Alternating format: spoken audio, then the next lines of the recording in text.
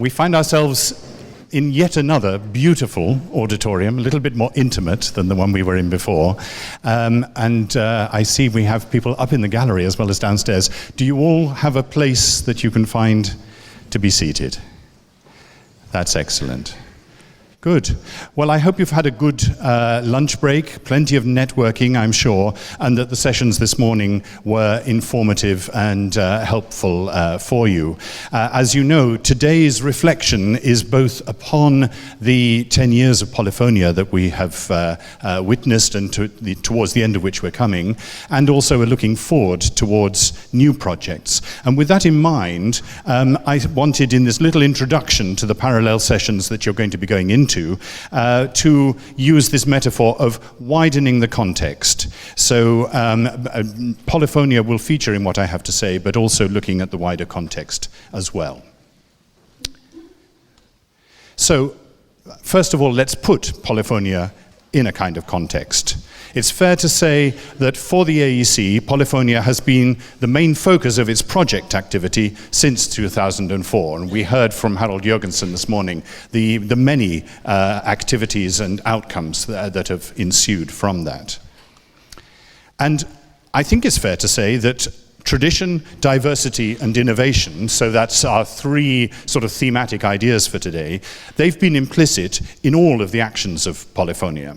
Although its agendas, it's clear to see, have been more influenced by those of the modernization strategy for European higher education. So we're talking in the first 10 years about Bologna and its processes, and now we're looking towards Europe 2020 and the modernization agenda in those terms. Now, Polyphonia, on the one hand, has been the place where a number of initiatives have been started as part of Polyphonia projects and then have continued in their own right, or at least have had some kind of lifetime within Polyphonia and then outside. And one of the sessions this afternoon with the innovative Conservatoire seminars is an example of that kind of process, I would say. And of course, Polyphonia during its time of operation has existed alongside other projects. Some of those have been initiated at a regional level with the various regional networks, or national networks indeed, that we have. And some have been projects instituted simply by an institution. So I think we can say now that as we come to the end of this decade of Polyphonia, Polyphonia sits within a larger web of networks and individual projects, and most of these are either directly related to Polyphonia or they are working on themes that are very much parallel to it. And I think this is very positive for higher education, higher music education.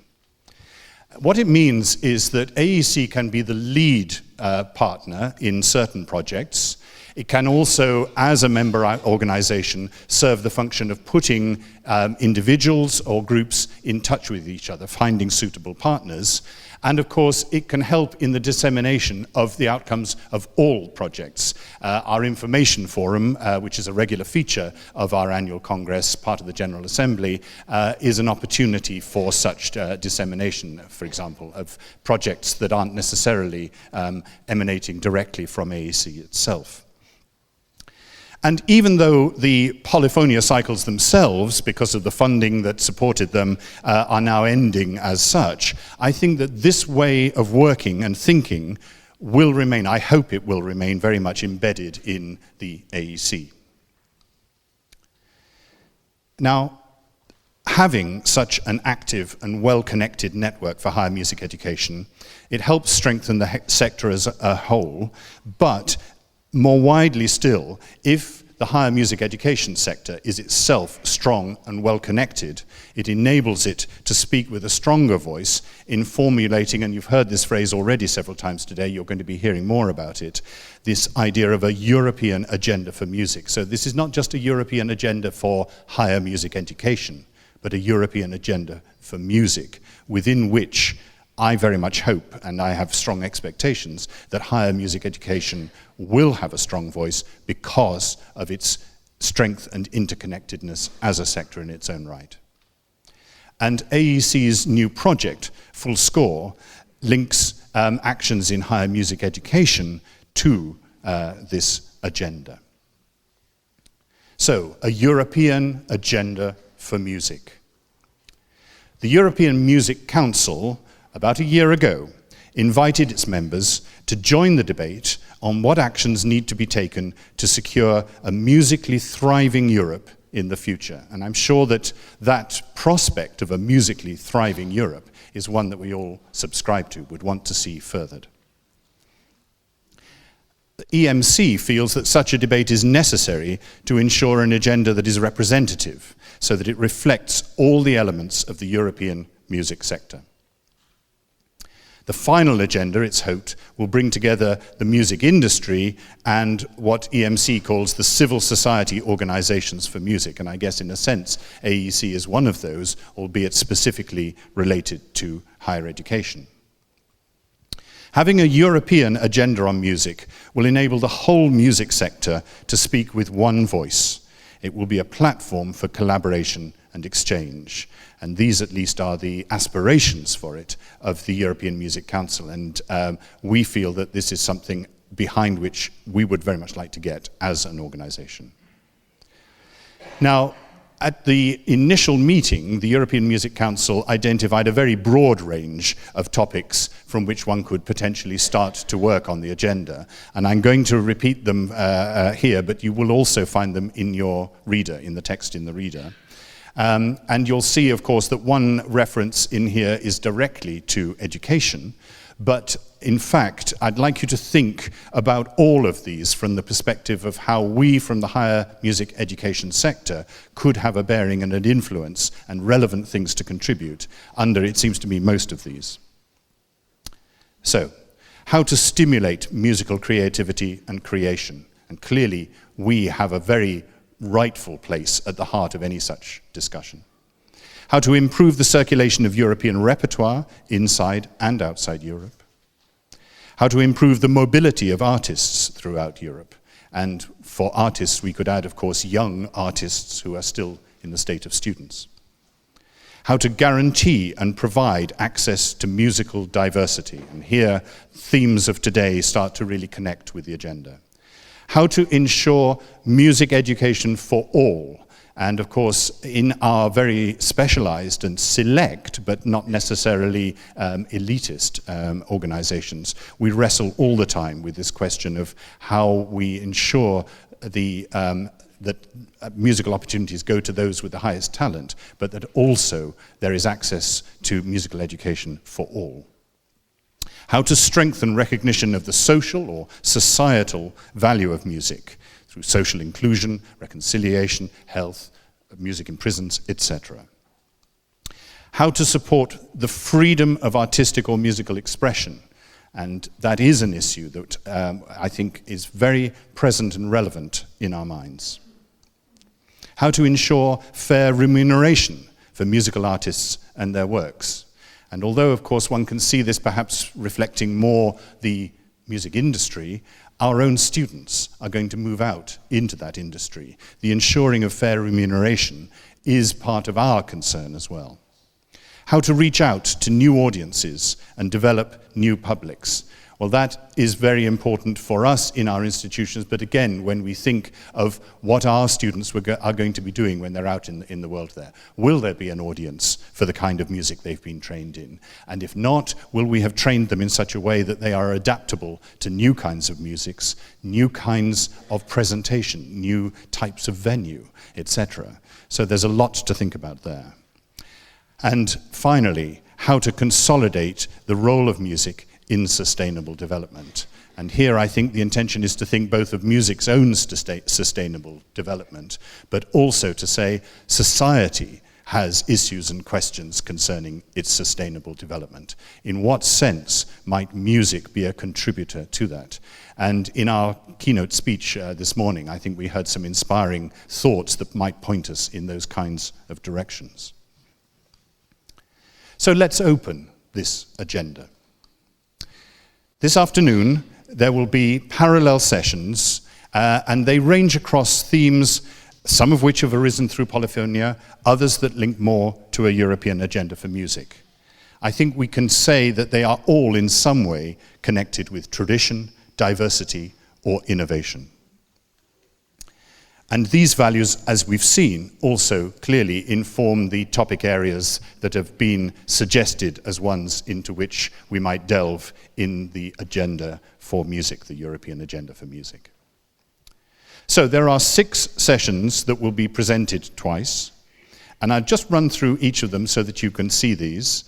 You, I think, already will have made pre-choices about these, and Sarah will say a few words right at the end about the mechanics of this. So the first, European tradition and global innovation, how the great and older established European schools can maintain their highly valuable legacy while opening innovative ways. Well, that could hardly be more directly relevant to the themes of our day. And it is a big issue, of course. It is both a strength, but in some senses it can sometimes be a burden to be one of those great and older established institutions. Then the second session, changing perspectives, students as partners, the student shadowing project of the RNCM. And this is an important issue which we've already begun to address to some extent within our strategic plan between 2010 and 2015. I think it is clear to all of us that in various ways we would like to see a more direct involvement of students at the institutional level, but also at the level of AEC itself. And this is one of the things that is going to be possible through the success of the Full Score project. But it clearly has a great bearing on how, at the institutional level and more widely, we think about how innovation and tradition are going to meet and do so in a productive and a creative way. Then, as I mentioned earlier, we will have a session that is describing the more recent work of the Innovative Conservatoire, or ICON seminars, introducing the approach and also reflecting on the future of those very valuable and very stimulating seminars. And then we have a session on developments with MultiRank. Now, we've had various plenary and parallel sessions at previous congresses talking about this, and there's important news to update you on, so that will be an opportunity to do so. And of course, MultiRank might seem a little bit out of kilter with some of these other things, but it is certainly about, on the one hand, how we look at the traditions that we have and seek to make some sort of evaluations of such traditions. But I also hope that it could be potentially about innovation. And above all, as a multidimensional ranking system, it's about diversity, which cannot be said of most of the alternative ranking systems. And then, Europe's music education networks, synergies and opportunities. I shall be taking part in this session, and it's my great pleasure to be co-presenting with Adrie de Vught from EAS, the European Association of Music in Schools, and Timo Klemetinen from the European Music Schools Union. And we can tell you a little bit about the ways in which we are strengthening our cooperations, and that new and strengthened cooperation is going to be very much embedded in the Full Score project. And then, and this almost quotes directly from one of the suggested areas of the discussion for the European Agenda for Music, ensuring access to music education for all throughout Europe and beyond. So clearly an important theme and topic there.